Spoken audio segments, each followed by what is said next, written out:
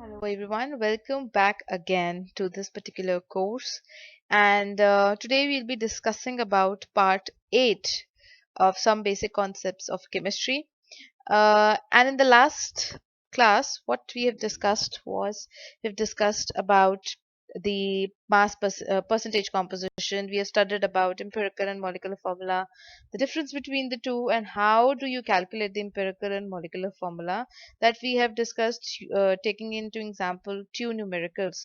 And we have got the how we can also check the empirical and molecular formulas are correct or not. Now, today we are going to discuss something uh, nicely knowledgeable, I can say, and that is limiting reagent concept. Now, the limiting reagent concept we can actually get also from this particular diagram.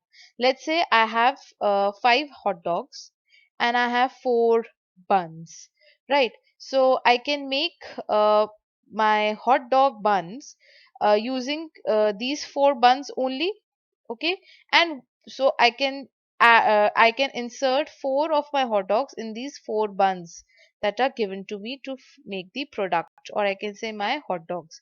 But one hot dog would be left because there were five hot dogs, right? So one hot dog would be in excess to me. So this in chemistry is called as an excess reagent, okay? And since it was the formation of the product or formation of hot dog buns were dependent upon the number of buns that were present, right? So since the number of buns is the one who is taking care of how much the product would be formed, because it is in lesser amount as that compared to hot dogs, so it determines the amount of the product or the amount of the hot dog buns that would be formed. It is called as a limiting reagent. Okay, so the reagent which is present in a limited amount and decides that how much of the product would be formed during a chemical reaction is called as a limiting reagent. Okay, if I would have got fifth bun also, then this hot dog would also be consumed, but I do not have five buns, I only have four buns, and these buns act as a limiting reagent because it limits the formation of product. Okay, so this is what is called as a limiting reagent, and we are going to study about limiting reagent, the numericals based on the limiting reagent, which are very important. And we'll be discussing about stoichiometry first, and what are stoichiometric coefficients, what do they signify. So first let's understand about what you mean by stoichiometry and stoichiometry calculations that we're going to do later. But what do you mean by stoichiometry? Let's say I have a hydrocarbon, methane, anything that contains carbon and hydrogen, that compound is called as a hydrocarbon. So I have methane, and I the methane undergoes combustion. So whenever combustion occurs, it occurs in the presence of oxygen. And whenever, remember, for anything anywhere, you don't have to, whenever there is a hydrocarbon undergoing combustion or there is a reaction of hydrocarbons with oxygen, you don't have to remember the products. The products will always be carbon dioxide and hydrogen, be it methane, ethane, butane, any hydrocarbon. Okay, whenever any hydrocarbon it reacts with oxygen, okay, any hydrocarbon, be it alkane, alkenes, or alkynes, any hydrocarbon, when it undergoes combustion in the presence of oxygen, it will always give me carbon dioxide and water molecule as products.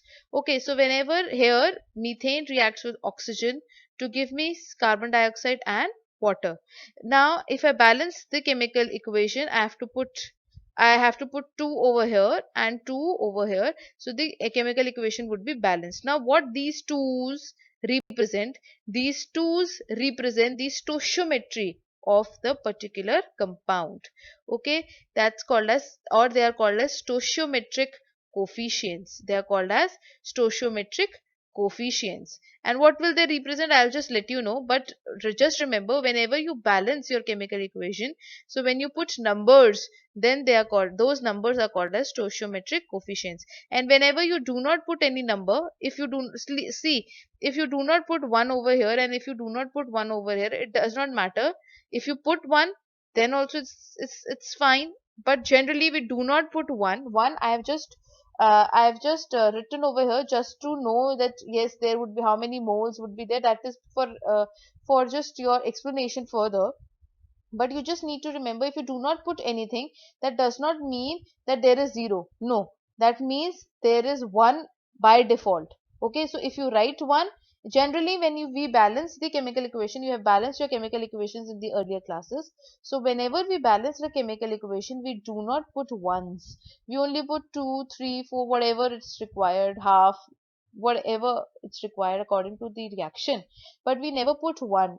But because whenever you do not put anything, that is by default assume that it is one there. Okay, I have put one over here just to make you explain something later. Okay, so here what we have done, when we balance the chemical equation of combustion of methane, the this came out to be, here we had to write 2, here we had to write 2. Now what these stoichiometric coefficients represent? They actually represents the number of moles or the number of molecules which are combining to give the products. For example, here I can say, if my stoichiometry by default it is 1 over here, so I will say 1 molecule of methane reacts with 2 molecules of oxygen gas to give me 1 molecule of carbon dioxide gas and 2 molecules of water vapors. So because in the gas, it is in the gaseous state. So these stoichiometric coefficients tells me about the number of molecules which are reacting to give me the total number of molecules to give the products. For, or I can say it also tells me about the number of moles. So I can say that 1 mole of methane reacts with 2 moles of oxygen to give me 1 mole of carbon dioxide and 2 moles of water. So these stoichiometric coefficients will basically describe the it will basically describe the number of moles, it will basically describes the number of molecules, I can say, or it describes the number of particles or the masses.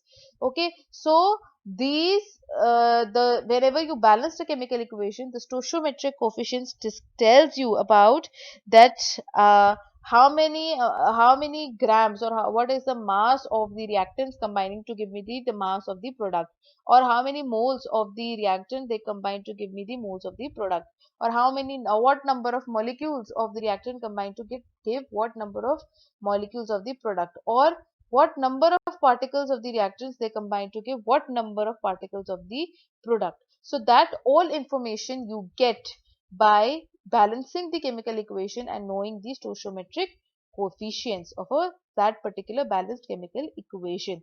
Okay, and you just need to remember, for doing certain calculations, you just need to remember this. We all know density is equals to mass upon volume. That is only for if required for the calculation. So let's do one question on taking into account the stoichiometric coefficients.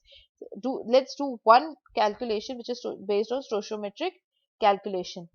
The question says, calculate the amount of water in grams produced by the combustion of 16 grams of methane.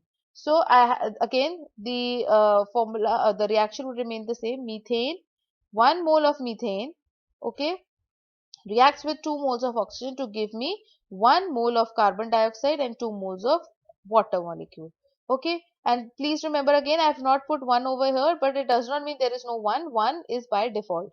Okay, so this reaction tells me, this balanced chemical reaction tells me that my 1 molecule or 1 mole of methane reacts with 2 molecules or 2 moles of oxygen to give me 1 molecule or 1 mole of carbon dioxide, or plus 2 molecules or 2 moles of water molecule.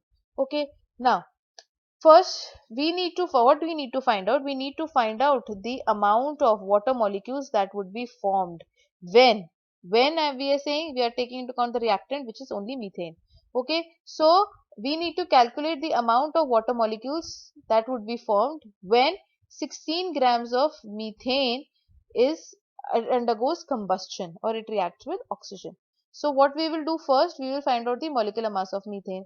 The molecular mass of methane is carbon 12 plus there are 4 hydrogen atoms plus 4, which is 16 grams.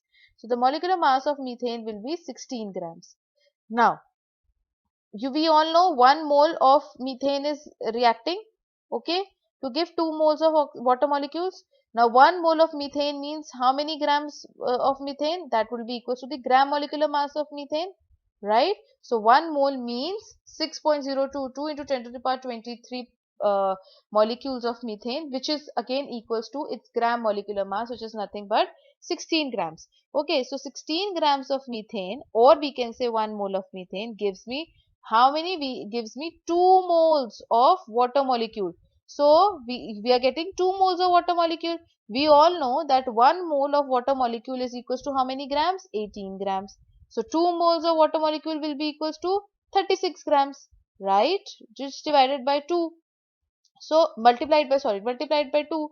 So 16 grams of methane when it undergoes combustion, how many grams, what amount of water molecule in grams we'll get? That is 36 grams. So you need to remember the mole concept very clearly in order to do stoichiometric calculations for any chemical reaction that is given to you. So please remember that whenever I'm talking about 1 mole, I'm talking about gram molecular mass or gram atomic mass if I'm talking about the element or compound. So the gram molecular mass, gram atomic masses is nothing but equals to 1 mole of that particular compound or the element. So here 16 grams of methane will is giving me 2 moles of water molecule. So when I'm getting 2 moles of water molecule, that means what I'm getting? 1 mole of water molecule, the mass is 18 grams. Here I'm getting 2 moles. So 2 moles will give me how many? 36 grams of water molecule. So whenever 16 grams of methane undergoes combustion, it gives me 36 grams of water molecule. Now we will understand once we know about the stoichiometry, because this concept of stoichiometry is very much important in doing calculations related to limiting reagent. So that is why I wanted to tell you what stoichiometry exactly means. So once that is done, now we can start with the calculations, but first based on limiting reagent, but first we need to understand the concept of limiting reagent. Limiting reagent is any substance which gets totally consumed during a chemical reaction and it limits the amount of the product formed. Okay, this reagent is always in lesser quantity during a chemical reaction. So I just told you the example we have done when we started this particular session. So we had done that there were 5 hot dogs and there were 4 buns, and the product that we got, that was a hot dog bun product that we got, were 4, and one hot dog, simple hot dog, was actually in excess.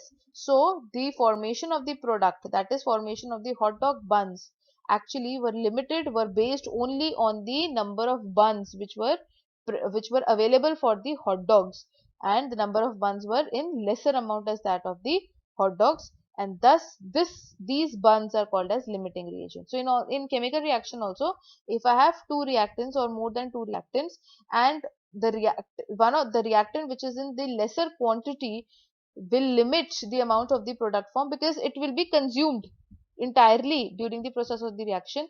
So the products that would be formed after its consumption will be only based on the reagent which is in the least quantity or the lesser quantity. So that reagent is called as a limiting reagent. So that we understand what do we understand by limiting reagent and how we can calculate the number of moles or the amount of the moles of the product form based on the limiting reagent. Now there is a question that says the 32 grams of methane is reacting with 80 grams of oxygen to form carbon dioxide and water. So whenever your hydrocarbon reacts with oxygen, it gives me carbon dioxide and water. Find the limiting reagent. First, what we need to do is we need to, whenever we are doing limiting reagent questions, we need to first find out the limiting reagent always. Okay. Then we need to find out the number of moles of carbon dioxide and water, which are the product, which in how much amount, in how much moles they are formed. So first step always using whenever we are doing the limiting reagent question, the first step is always to write down the balanced chemical equation. So balanced chemical equation is methane reacts with 2 O2 to give me CO2 plus 2 H2O.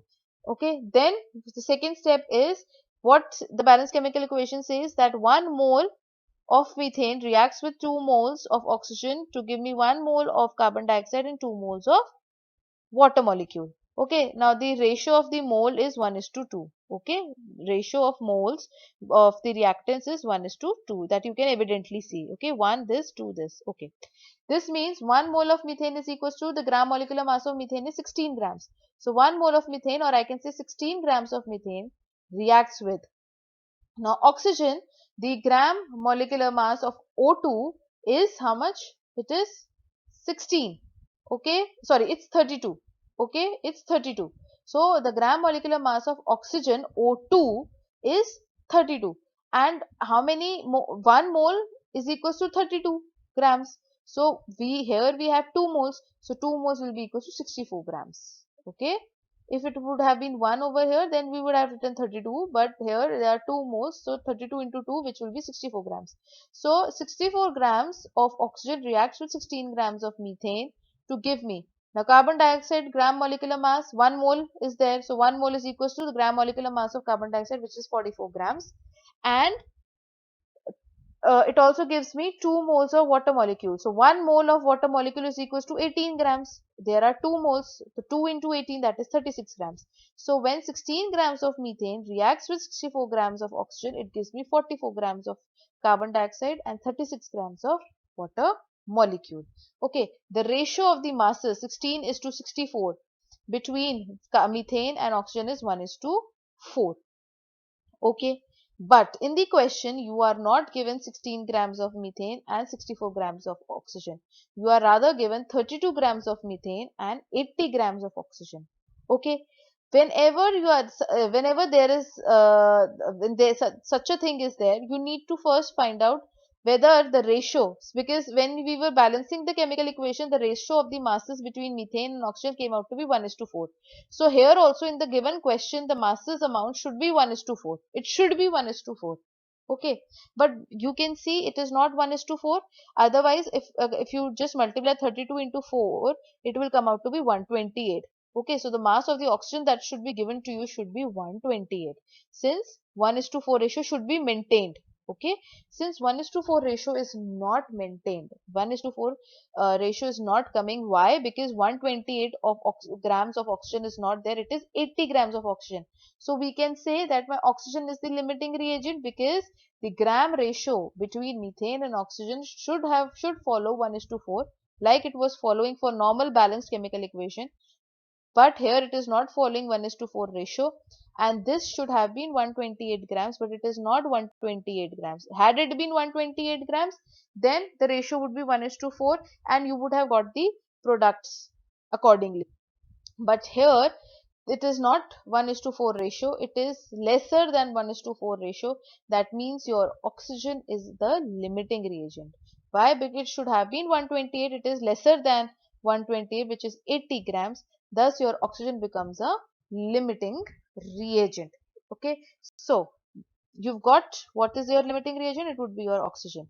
Now the formation of the products, that is carbon dioxide and water, will be dependent upon the oxygen limiting reagent.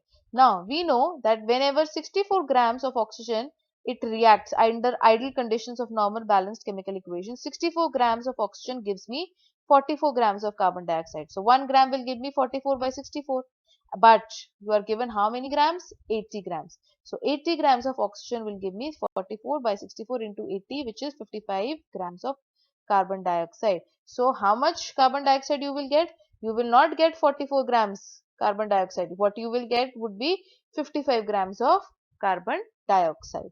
Okay, again, when we need to find out for water molecule, again we will be taking use of the limiting reagent, because the unitary method will be used using the limiting reagent, because it is the only reagent that is going to limit the formation of products. So on its amount will be dependent upon how much products would be formed. So 60, again under ideal condition, 64 grams of oxygen will give me 36 grams of water molecule. 1 gram of oxygen will give me 36 by 64 grams of water molecule. But how much amount you are given of oxygen molecule? 80 grams. So 80 grams of oxygen will give me 36 by 64 into 80, which is 45 grams of oxygen, 45 grams of water molecule. So you will get 55 grams of CO2 and 45 grams of H2O when 80 grams of oxygen reacts with 32 grams of methane. Okay, but the grams amount is not what is wanted. Number of moles is wanted. So the number of moles n, small n, is given by small n. So a number of moles of CO2 would be the given mass, which is 55 grams, divided by CO2's gram molecular mass, which is 44, given mass by gram molecular mass of CO2, which is 44. So it will be 1.25 moles. So 1.25 moles of CO2 would be formed, and for water molecule the given mass would be 45 divided by 18 is the water's gram molecular mass, will come out to be 2.5 moles. So you will get 1.25 moles of carbon dioxide and 2.5 moles of oxygen when 80 grams of oxygen actually undergoes combustion. Okay, so oxygen becomes your limiting reagent, and the product formation would be dependent upon the amount of oxygen that is given to you. Okay, let's do another question. This is your NCERT question as well. It says 50 kgs of N2 and 10 kgs of H2 are mixed to form NH3 ammonia. Calculate the ammonia formed. You need to calculate that how much of the ammonia would be formed, and identify the limiting reagent in the formation of ammonia. So first of all, whenever there is a question regarding limiting reagent, you need to find out which among nitrogen or hydrogen, which among the two reactants is the limiting reagent. First thing is always that. So write down the balanced chemical equation. N2 plus 3H2 gives me 2NH3. Okay. Now, first find out, let's say the masses are given to you. Since the masses are given to you, what you can do in the beginning, you can find out the number of moles. So the number of moles of N2 would be the given mass by the gram molecular mass. The given mass is 50 kgs, so multiplied by 1000 you get grams, divided by nitrogen's gram molecular mass is 28 grams per mole. The number of moles will come out to be 17.86 into 10 to the power 2 moles.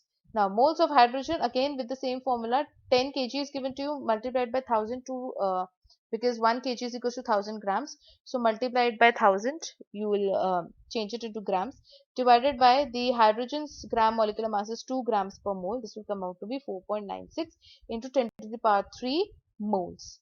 Now from the balanced chemical equation, we can see 1 mole of nitrogen, it requires 3 moles of hydrogen to react with it to give me the ammonia. Okay, so by the masses that is given to us in the question, 17.86 into 10 to the power 2 moles of nitrogen will require 3 into 17.86 into 10 to the power 2 moles of hydrogen. Okay, 1 mole requires 3.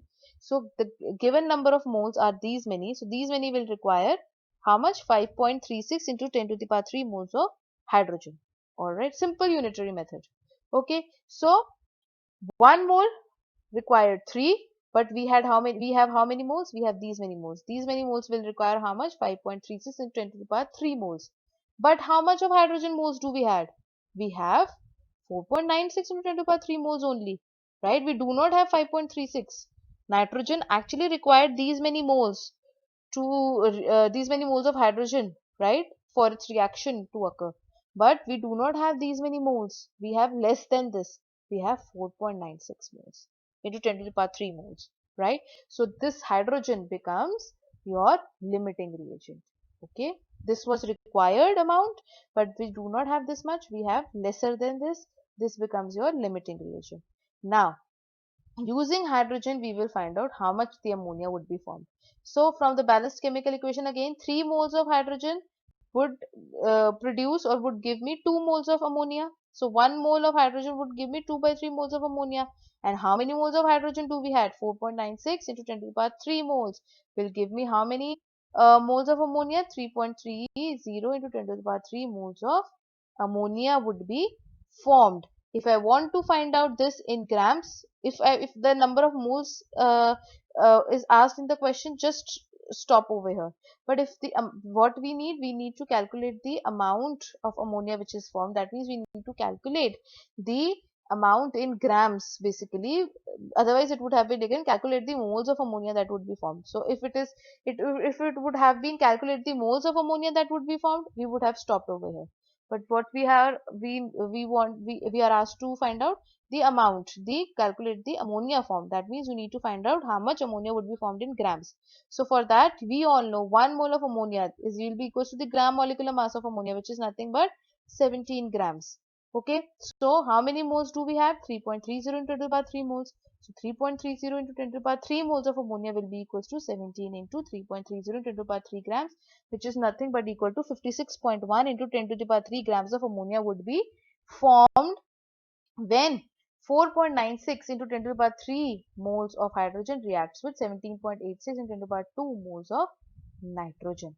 So these many grams of ammonia would be formed when nitrogen and hydrogen they combine with each other.